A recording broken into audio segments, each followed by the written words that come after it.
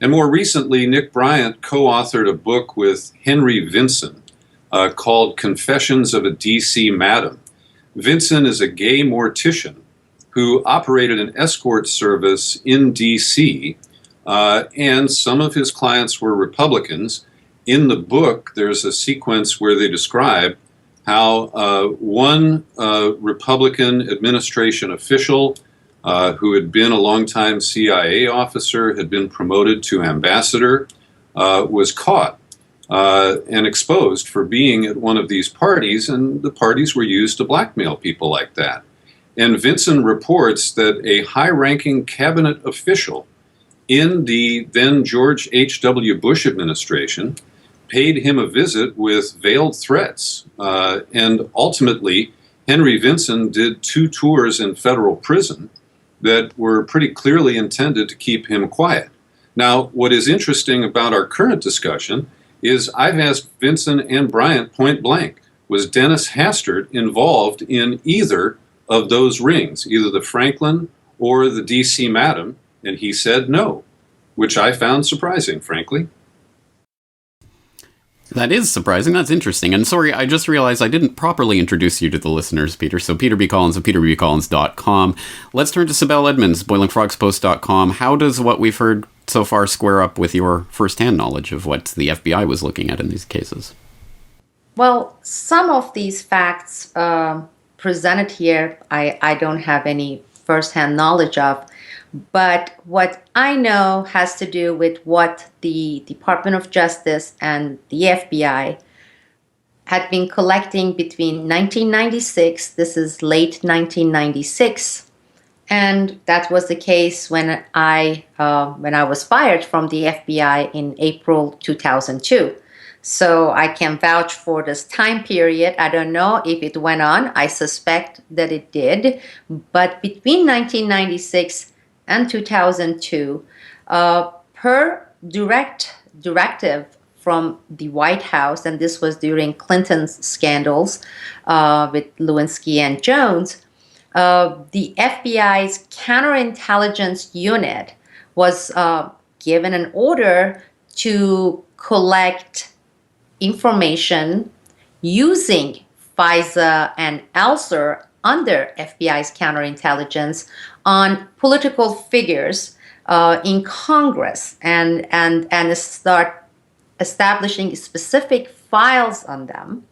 Now, the agents in the FBI referred to this as COINTELPRO 2. Now, whether the directive was titled or named as such or not, I'm not sure, but I know that they were trying to hide behind this noble purpose that it was Clinton's intention to show that he's coming down really hard on corruption and crime, especially those involving government officials.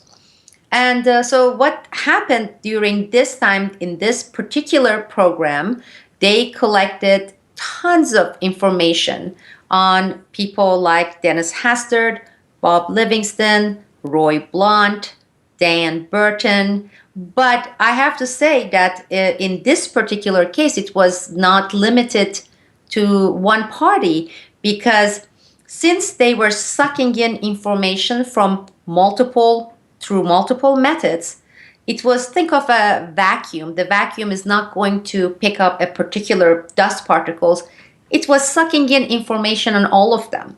And they used some of this information. That's why Bob Livingston stepped down. That's how the impeachment kind of was put aside in many ways.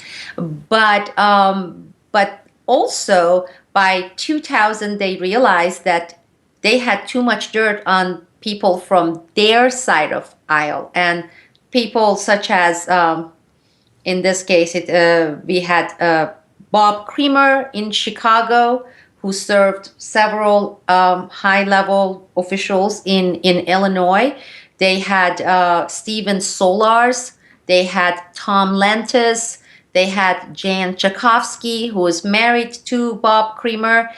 And so anyhow, I am aware of all sorts of files being collected and these people being under surveillance by the Justice Department. But during the same period, these people, they took congressional junkets. They went to Morocco, they went to Turkey, they went to Southeast Asia, as Wayne just referred to. They were, during their junket trips, some of these individuals, they were engaged in, they received sexual favors, gifts from host countries, companies in the host countries that they visited. And in some cases, some of them used little boys. Hastert was among those people. Some of them liked little girls. And the CIA, through State Department, were recording, because they were also monitoring these people. So CIA was recording these people. In one of the top hotels that Hastert and others frequented when they went for junket trips and also other trips was Chiron Palace in Istanbul.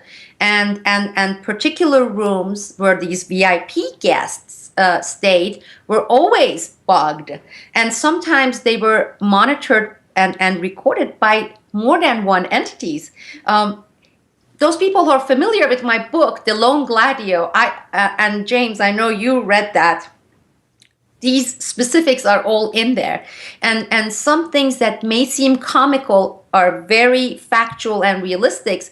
You had certain cases where foreign hosts, or here in this country, a foreign lobby group or a criminal network would be recording Dennis Hastert's particular townhouse / office, one of his 3 offices in Illinois, while at the same time, CIA was recording what was happening in that particular townhouse, while the FBI people in their surveillance van would be outside this townhouse, and they would be monitoring, surveilling Dennis Hastert. So Dennis Hastert, for example, in this case, and he was not the only one, was being recorded, monitored. All this evidence was being gathered by foreign entities, foreign lobby, foreign criminal networks, FBI, DOJ, and the CIA.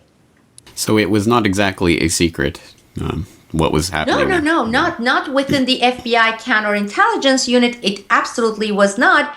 But I really need to clarify something. The agents that I worked with, the counterintelligence agents, they really wanted to get this guy. I mean, they initially honestly believed that they were doing all this so they could get what they refer to as bastards and creeps like this and put them behind bars. So it was, hooray, Clinton, we're going to do this. They didn't know until 2001 that it actually started in late 1999 when the FBI agents started saying, we have enough to put Dennis Hastert in jail, Steven Solar. Some of these people were engaged in direct espionage.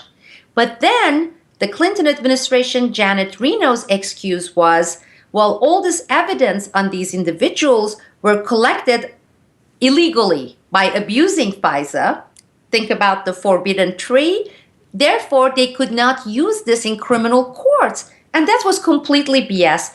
But the agents, until that point, they believed that they were going to this was going to be bigger than Watergate. They were going to put all these people in jail. And then in 2001, George Bush administration, around January 2002, they officially shut down that operation that was trying to get this information into the criminal bucket. You had the counterintelligence bucket, the criminal bucket, and that's when they came and they shut down the process of transferring it from one bucket to another.